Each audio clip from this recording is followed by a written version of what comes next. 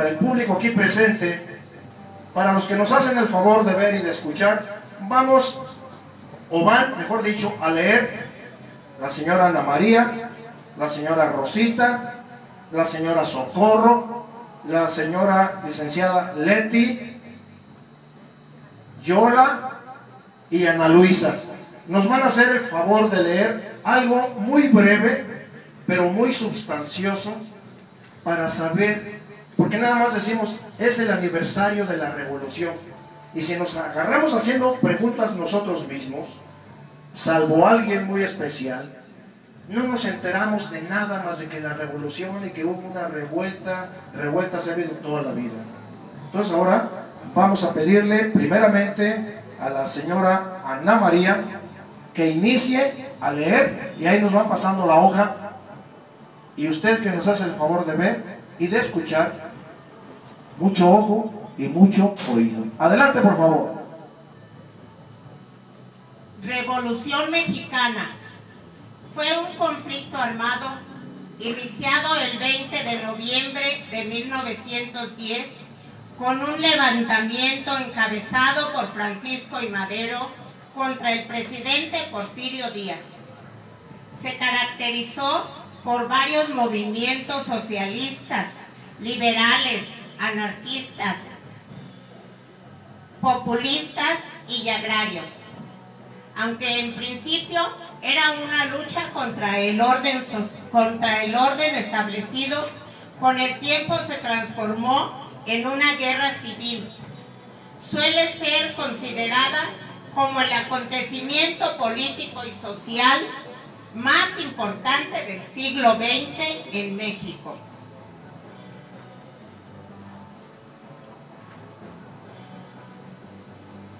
Los antecedentes del conflicto se refieren a la situación de México bajo el porfiriato. Desde 1876, el general oaxaqueño Porfirio Díaz encabezó el ejercicio del poder en el país de manera dictatorial. La situación se prolongó por 30 años, durante los cuales México experimentó un notable crecimiento económico y estabilidad política. Estos logros se realizaron con altos costos económicos y sociales, que pagaron los estratos menos favorecidos de la sociedad y la oposición política del régimen de Díaz. Durante la primera década del siglo XX, estallaron varias crisis en diversas esferas de la vida nacional, que reflejaban el creciente descontento de algunos sectores del porfiriato. Cuando Díaz aseguró en una entrevista que se retiraría al finalizar su mandato, sin buscar la reelección, la situación política comenzó a agitarse. La oposición al gobierno cobró relevancia ante la postura manifestada por Díaz. En ese contexto, Francisco I. Madero realizó diversas giras en el país, con miras a formar un partido político que eligiera a sus candidatos en una asamblea nacional y compitiera en las elecciones.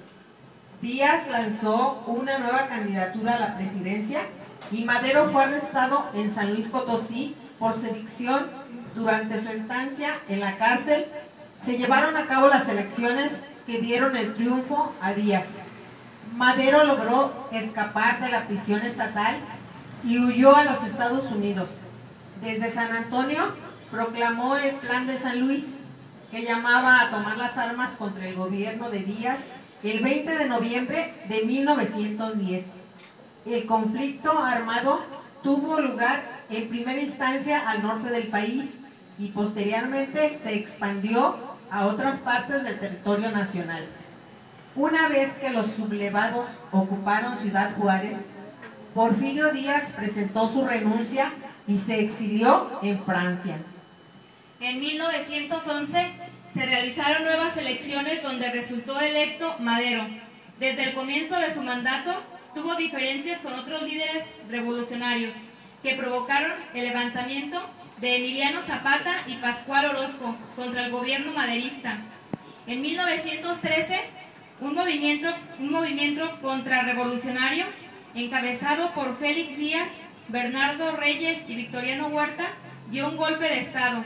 El levantamiento militar, conocido como Decena Trágica, terminó con el asesinato de Madero. Su hermano Gustavo y el vicepresidente Pino Suárez, Huerta asumió la presidencia, lo que ocasionó la reacción de varios jefes revolucionarios como Venustiano Carranza y Francisco Villa. Tras poco más de un año de lucha y después de la ocupación estadounidense de Veracruz, Huerta renunció a la presidencia y huyó del país.